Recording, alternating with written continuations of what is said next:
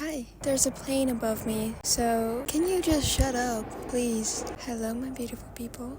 How are you? Today, I really want to talk with you about the feeling of nostalgia because this is such a large part of my existence. Every day, I succumb to nostalgia. I fell victim to nostalgia long ago, and now at this point, I'm not only nostalgic of my past, but also my future and my present. So I really wanted to discuss with you this feeling and its roots. And mind you, this is not a scientific approach because I'm not a scientist. You can Google the scientific part. I'm here just to share my opinion and talk with you. I am right now in the garden, very romantic. This is shots from a garden and let's get into it. So let me begin with the official definition of nostalgia. Nostalgia is a sentimental longing or wistful affection for a period in the past. What is fascinating about it is that here in this definition, we talk only about the past. But I would actually like to kind of modify it because I think nostalgia is possible for the future and for the present too. And I will explain it a bit later. As human beings, we are programmed to feel certain things differently. And I thought that the nostalgia feeling is the same for everybody. It was very naive of me to think that, but I did nonetheless. It is a bittersweet feeling for me, at least. And I've seen so many people talk about it, for example, on social media. And when I was going through the comments, I saw many people arguing over their perception of nostalgia. For some people, nostalgia is very hurtful because you are reminded of things from your past and you're hurt. It's like a twisting knife. For other people, it is actually a very sweet feeling and a warm feeling because they find comfort in their past memories and they rejoice, and for them it is a very hot, warming feeling. For me, nostalgia is a very bittersweet feeling. Personally, I find that, for example, yes, a memory from my past may be a good memory, but I feel a certain regret still, and I feel condemned to a certain way of life, and I feel just so lost in the present. This is why I find refuge in my past or my future. I will elaborate on that later. I feel like there's no sweetness in feeling prisoner of your past or your future and just not being able to be present. So for me, the feeling of nostalgia is sweet in the sense that yes, these memories were good, but bitter in the sense that I'm lost, and that's why I seek refuge in my past. Now, we can't deny that a huge part of the feeling of nostalgia is imagination. I feel like imagination is such an essential part of our minds. Without imagination, we wouldn't be able to create movies, for example, and we wouldn't be able to perceive movies. Without imagination, you wouldn't be able to listen to me because you would just hear my voice and in your mind there will be no images. And I don't know if that's me, but when I listen to somebody, I immediately start kind of transporting what I hear into images. I don't know if that makes sense, but for me it works that way. And in general, imagination is a quality that permits us to wonder, to think, to read, to perceive. I don't know what I would do without imagination. And some may argue that all of the above can be done with the mind, but I feel like imagination is the key. I recently read a book and their imagination was perceived and exposed in a different light. For me, imagination was always a refuge. As a kid, I used to read books and I would find refuge in them. I would imagine things and I'll kind of be just using my imagination for good. But in this book that I've read, imagination was perceived as a part and as a creator of illusion and as a contribution to an illusion.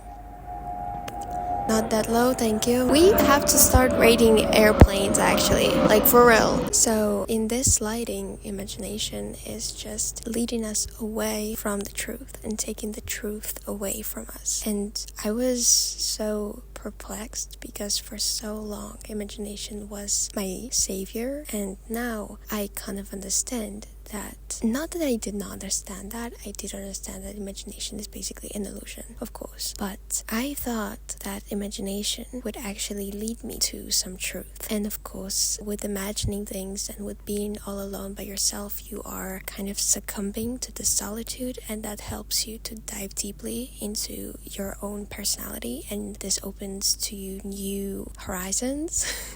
I guess. But this point of view was so perplexing because I understood that the illusion may be not the illusion I seek. the truth I may be given by myself may be empty of sense and empty of reality. This one is yet the best one. Keep up the good job, bro. You got it. Suddenly, this realization that the imagination may not be my friend, but I should question my own imagination and my own surroundings and what I make of them, even in my own perception. I used to question all of what people told me and even what I told myself, but there was something sacred in what I imagined. I knew that none that I imagine is true, because if I imagine unicorns, it's not true. It's not about pretending that your imagined world is the real one. I am talking about details that are imagined and are attributed to some aspects of our lives. For example, it's with help of my imagination that I can now attribute some details to this garden. For example, I can say that this is a very beautiful garden and that it's blooming. It's in fact very enchanting. And I can even imagine that this garden would be a part of Jane Austen's book. In reality, this garden is not blooming.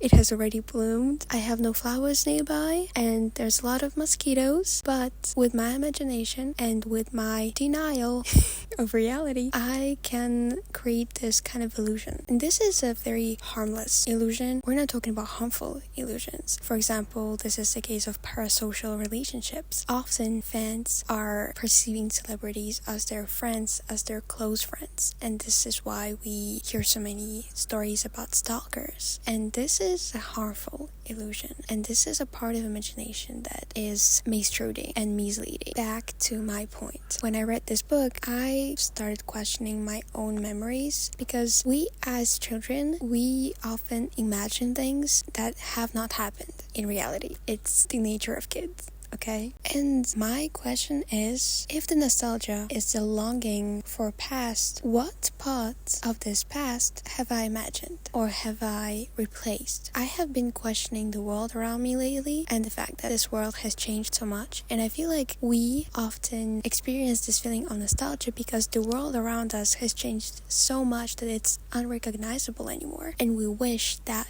the world that we saw as children, so clear, so wistful, we wish to experience that. But what if this world that was around us is around us now? And what changed is our perception of things. And because we kind of detached ourselves from our imagination that was so vivid when we were kids, we now are seeing the world with adult eyes. And I guess this is a phenomenon of growing up, basically. Thank you for coming to my TED Talk. But I feel like the fault was in the world that surrounded me, but now I really think that what happened is that I changed. And yes, we see all of these events happening around us, and yes, the world changes. Like, look at the economy.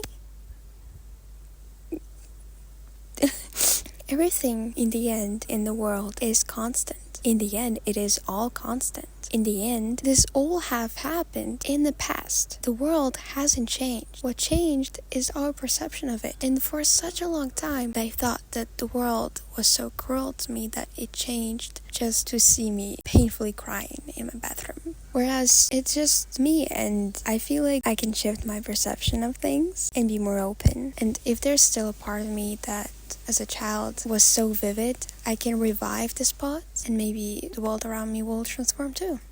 I don't know. But coming back to nostalgia, as I said in the beginning, nostalgia is a wistful longing for the past. Well, I also said that the nostalgia is wistful longing not only for the past, but also for the future and for the present. Let me elaborate. I will start with the future. Often, when I cannot find a memory that I would be comforted by in my past, I usually transport in the future. I imagine all sorts of things that will happen to me, and that is misguiding. Because in the end, I should focus on my present to bring into reality all of that imagined in my future. But what happens is that I find refuge in my future that didn't even happen. But I imagine this life for myself, and again imagine, I construct this life for myself that I will have eventually, and I am comforted and at the same time disappointed when the time comes, because the future is never how we imagined it. I feel like it's a fact, and everybody and their mother knows this. So many things change. As much as I know this, I can't help but imagine that, oh, right now I'm lonely, but in the future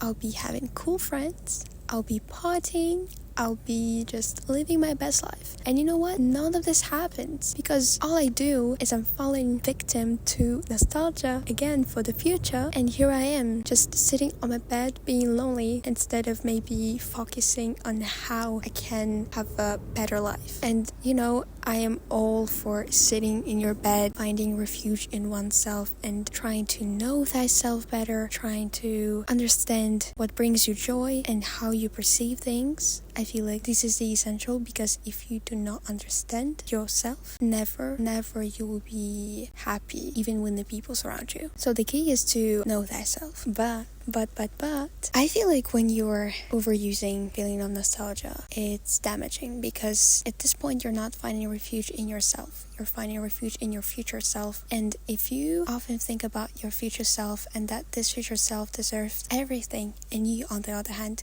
deserve nothing, we have a problem here, buddy, because this is not how it works. I'm saying this because I am now damaging myself by imagining so many things at once for myself, but not for myself at present, because I'm not there yet, of course, but for my future self, who's going to be so much better than me, so much cooler than me. So I'm depriving myself of all of these experiences that I could have had, and I detach myself from them and I transport them into the future. And so the future is the only time that I'm present in. Now, I've also talked about the nostalgia for the present, and here's where things take a turn. Please don't tell me it's going to rain. I read this book when I just turned 16, and it was a book called Alibis by the author who also wrote Call Me By Your Name. These essays that he wrote, I swear by them, because they managed to put into words what I myself couldn't express, and this is what I cherish in my favorite book. So the main subject of these essays was the feeling of nostalgia and the inability of the author to enjoy his present moment. I can relate at this point.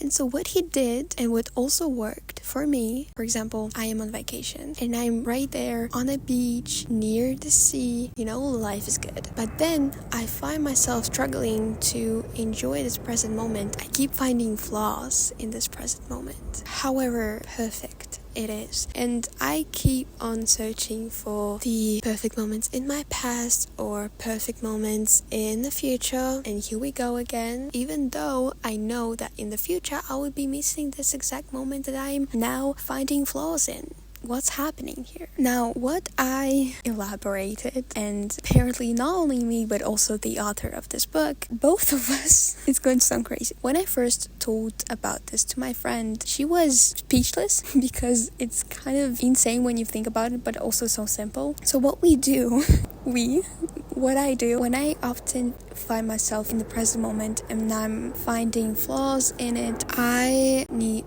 to transport myself fully into the future, and from the future look up on the moment that I am now experiencing as if I was in the future, and then me in the present moment that I'm looking upon from the future would be my perfect self. And from the future point of view, this is how I can easily ground myself into the present moment, because I know that in the future I would be so nostalgic of this present moment that I would feel this bittersweet feeling, and I would feel this pleasure in the present moment that I am going to experience in the future from my nostalgia. If you do not understand anything, it is completely fine. It took me a while to structure my thoughts and understand what was happening to me and how to reconnect with the present, but that's just what works for me. So yeah, the feeling of nostalgia is just getting at me these days. I'm constantly thinking about my past, but not only about my past but also my future, and I wish to be present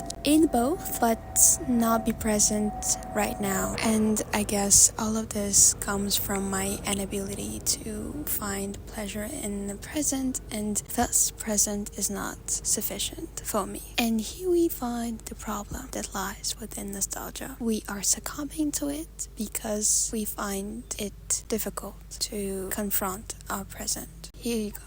So what's the conclusion? The conclusion is that you have to remind yourself that most of the memories that you are longing for in your past, in your future, are in fact mostly composed of imagination, because as a human being you tend to imagine things that did not happen. Especially when you miss your childhood, there's a big chance that most of the memories that you are remembering are not that sweet, and the world around you was a somber and cruel place, even though you saw it as rainbows and sunshine, because it was your perception as a kid. And we tend to imagine things. Also, even the future can be a victim of imagination too, because we tend to imagine lots of things for ourselves. And I feel like the best thing we can do is control our minds, not give into this longing for illusion, and not seek pleasure in the illusion and self-pitying, but to construct and build a reality for ourselves that we will be longing when we'll be older. Easier said than done, obviously. As a person who just loves sitting around in my bed, remembering all of the stuff that I have experienced or have not yet experienced, this is going to be a hard one for me. So keep in mind that I'm struggling with nostalgia too, and that maybe if you're unable to enjoy your present, you're not alone. Thank you for listening. I had a lovely time. I hope you enjoyed my little rant. Thank you so much, and I hope you're having a great day. I wish you all the best, and bye.